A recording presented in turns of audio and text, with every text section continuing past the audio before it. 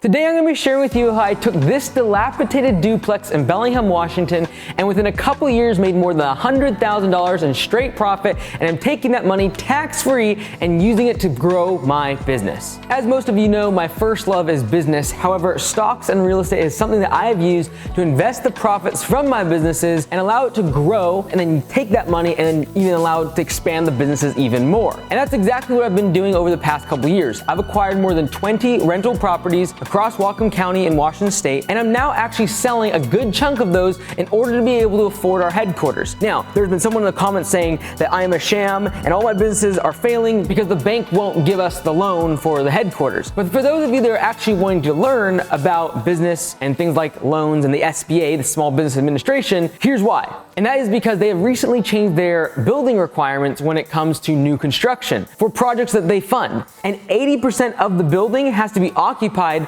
by the entity that is signing on the loan. However, the problem is I'm gonna have 4 entities that are occupying that building, and the largest piece of the building is gonna be owned by the franchise that only has a couple years of tax returns, and they're all like break even or losses because we've been growing so fast. So the alternative is that we go out and get a commercial loan, and we already have one lined up, and I potentially might use it, but I'm trying to avoid it for this one reason. And that is in 6 to 12 months, I feel like interest rates are gonna be significantly higher. And when you finish a building project is when your interest rates get locked in. And so I don't wanna be waiting another 6 or 12 months knowing that my payment every month is gonna go up several $1,000s simply because interest rates are on the rise. Whereas if I can sell my real estate, take the equity, and simply build the project, I can do it in a tax-efficient way using the 1031 exchange and avoid having a massive balloon payment or interest rates being hiked and me being screwed. So that takes me to my very first property that I sold last week. I'm gonna walk you today through the numbers of that deal, what I bought it for, how much I put into the property, and what I sold it for, and what my total profit is, and hopefully you can learn a thing or two from it. All right, so this specific duplex I purchased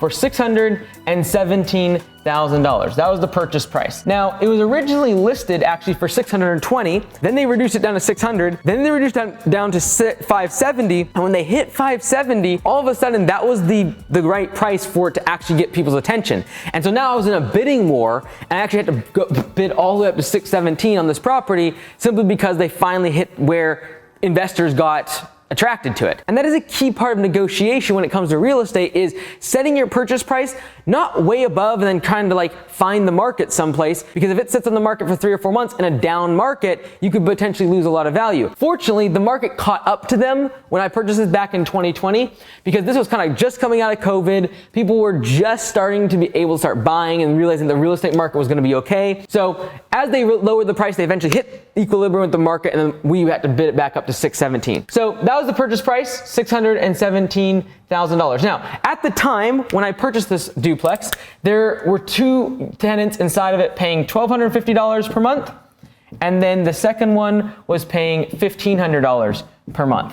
Now, this is massively under the market value of the rents, and I knew that going in, that this should easily be $1,600, $1,700, potentially even $1,800 per month for these rents. So over the past almost 2 years, I haven't owned this for 2 years yet. It's a year and a half, 2 years that I'm in between on. Now that these rents have been raised, this one was raised all the way up to $3,000. That included, by the way, $100 in pet rent, so we could say it's $2,900. And the tenants here at this property paid all of their utilities, and then there was one part that was, we couldn't split the gas, so they just paid a portion, like $100 per month each, but that's in addition to this monthly rent. So basically utilities were covered. This $1,500 per month one was only raised up to $2,000, and I'll explain why in just a second. So when we got the property, this specific unit here, this $1,500 per month one, was a tenant inside was a Section 8 tenant. So Section 8 is basically subsidized housing from the government, and you can't raise rents a massive amount, and you also have to kind of get some of the rent from the tenant and some of the rent from the program, Section 8. And so this specific unit, they did not want to move, and we wanted to keep them. They were pretty good tenants, and I didn't want to have to improve that unit and remodel the entire thing. So we let them stay, and we just marginally raised it up to $200. Again, for some people, it's like, that's a 33% increase. Yes, it is, but this was under market rent when I purchased it, and I knew that going in. So we were able to raise that that one to 2,000. Now, we spent a good chunk of money on the remodel for this property. Now, this is like in the middle of all the craziness with material costs being really high and lumber and all the rest of it. So what I actually ended up doing, the repair costs on this place, or the improvements, equaled about $50,000. I think it was like 47. Let's just call it 50K though, for just to keep it round numbers. So that $50,000 went into landscaping, painting the entire house, fixing the deck that was kind of rotting, and then also completely gutting this first unit. I shouldn't say gutting, it was like carpet, paint, a lot of cosmetics, light switches, just really making it look nice. And just, we didn't tear out things, we didn't blow out walls, but putting in nice shades and putting in brand new flooring and just really tidying the place up, cleaning up, modernizing it. And that's why we were able to raise the rents all the way up to $3,000. So essentially I took the rents from $2,700 combined per month, $2,750, all the way up to $5,000. So almost a doubling of the rents over the course of the past couple years. So just as of last week, I put this property on the market. Now, I really thought that I'd kind of missed the top of the market by 5 or 10%. My real estate agent was like, nope, I'm looking back before even March, April of 2022, and I think this is like the best time to sell. We're obviously gonna be heading down in a down market right now. It's a good time to sell. It's a good time to get out and take advantage of where the market's at right now. So we actually put the property in terms of the listing price. The listing price was $799,000. Now, for everyone that is freaking out in the comments about the prices, this is Bellingham, Washington. We're about an hour and a half north of Seattle. Seattle is way more expensive than us, but we are expensive. I understand that if you're living in Ohio or in the down south, some other state, this is going to seem very expensive to you. But just keep in mind, look at the rents. The rents are way more as well. Cost of living is much higher here. Our hourly minimum wage is a lot higher, etc. So we put the listing price at $799, and I was really hoping to get $820. Honestly, that was just my personal, I really wanted $820. And you'll see why in just a moment. But that was the listing price, $799. Now, the first offer came in within 24 hours because we really priced this one to sell. So this is offer number one. And the first one came in at asking price, all right? So it's $799, and it was like very, very short contingencies, 5 days for an inspection, and they were good to go. Then, again, this is within 24 hours because when you price it competitively, what happens is you get a lot of people's attention, and then you can create somewhat of a buying frenzy to get the price up to where you actually want it to be. Because I wanted $820. That was my honest thing.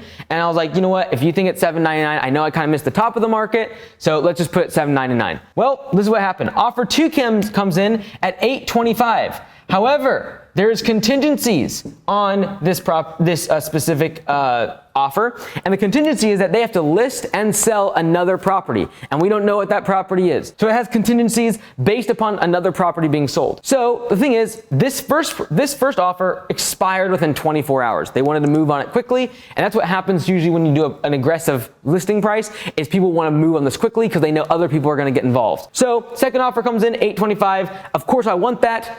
However, I'm not going to sell my property in a down market based upon another property being listed and sold. I'm not waiting 2 or 3 months and crossing my fingers because I know in 2 or 3 months the property value will be lower. Just guarantee you in this market that's what's going to happen. So then we had another offer come in. Offer number three. Now, I don't really remember, honestly, what offer 3 was because we didn't really address them. We wanted to address this offer that was on the table, hot on the press, ready to go, ready for us to pick up. So what we did is we went back to the person who offered this first one and said, hey, look, there's other offers coming in, and we expect another 1 or 2 more offers coming in tonight. So within the next 30 minutes, we need your best and final offer, and we're going to compare all the offers tonight and make a decision. So give us the best you got. And the reason we did that, and the reason we didn't say, hey, there's a better offer out there than yours, the reason we didn't say that is because if you say that, then they can ask, are there contingencies? And you have to tell them if there is or there is not. And if we would have said, yeah, there's $820, there's a larger offer than yours, and there's a contingency of someone else listing and selling a home, that would be really, really bad because that's a very weak offer when there's a contingency of selling another house. So we did not want to show that card to the first buyer. So all we did is tell that first offer that, hey, there's more offers coming in and you got to give us your best and final because we're comparing notes and there's some really strong offers coming in. That's all we told them.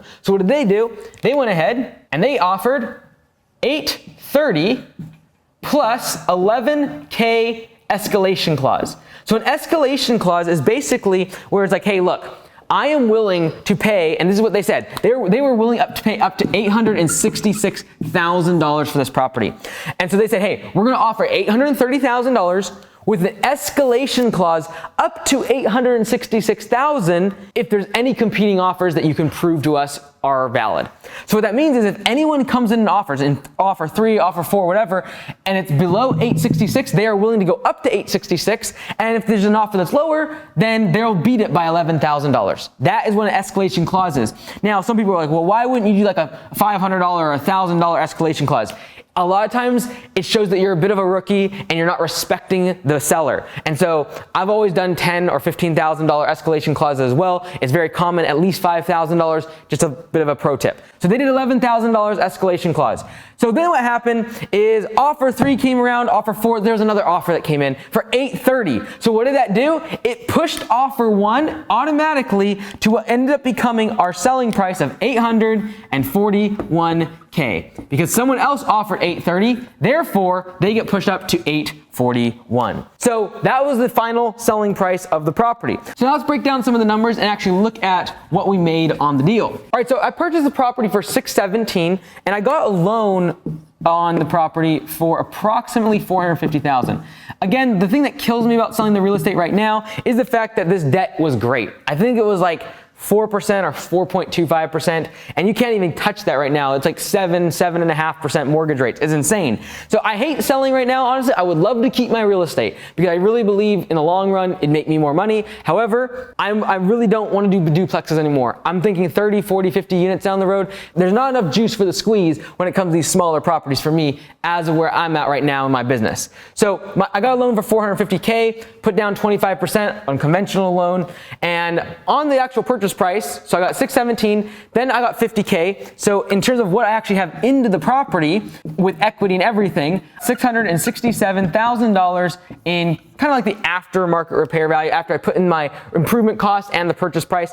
And then I've sold that now for $841K. Now, there's gonna be about $40,000 in cost to sell this for real estate commissions and just other costs involved. So really, let's just go ahead and take away 41K as, you know, extra fees and just call it 800K just for the sake of round numbers.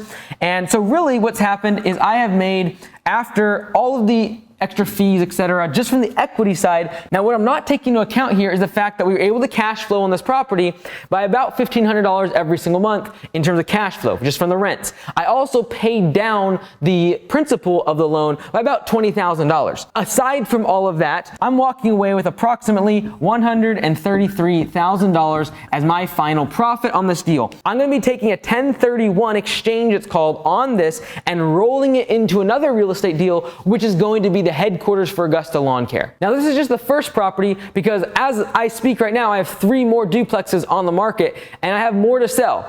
I'm going to sell up to $5 to $6 million worth of real estate in order to be able to pay for that headquarters with cash. And if you go back in my videos a couple years ago when I started investing more heavily in real estate, I specifically said this was the reason I was doing it. And that was as a backup plan for the businesses to be able to pay for the headquarters, because I know that headquarters will allow us to get to much larger size and scale than this real estate ever will. Ultimately, I will get back in real estate. I love the real estate game. I understand the numbers. I actually became a licensed real estate broker just a couple weeks ago. So I love real estate. I'm not trying to get out of real estate. I just believe that over the next couple years, these property values are going to become compressed. My rents are not going to go up a whole lot. And I'm really bringing $133,000 worth of profit forward. That would take me at least 5 or 6 years of renting this property, managing this property, just to get to this $133,000 in profit. So I'm just accelerating all that cash flow, bring it forward to today, and then be able to do it tax efficiently by rolling it into a 1031. So the question is, well, should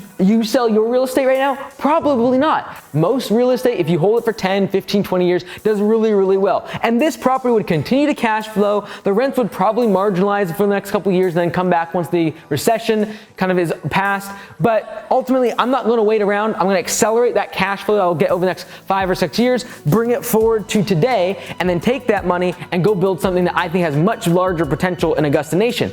Down the road, when I see these markets market values of real estate go down over the next 12 to 24 months, I will be a net buyer of real estate, but I won't be buying duplexes. I will be buying things that have 30, 40, 50 units where I can have an on-site property manager, and it's even more hands-off for me, and I don't have to get involved at all. Now, I've had a property manager. Liz did this all for me. I literally don't know the tenants, never signed a lease, never did an inspection, never did any sort of handyman stuff at all.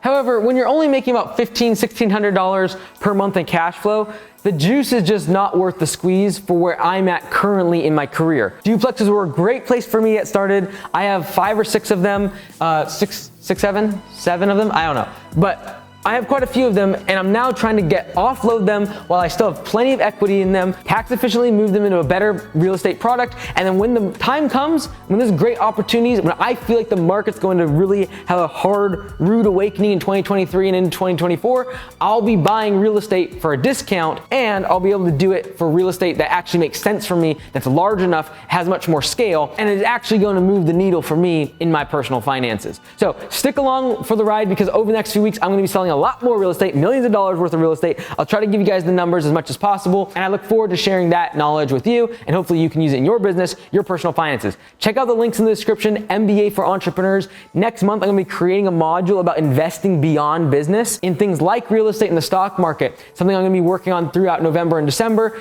on the MBA for Entrepreneurs course. So check out the links in the description, and I'll see you tomorrow.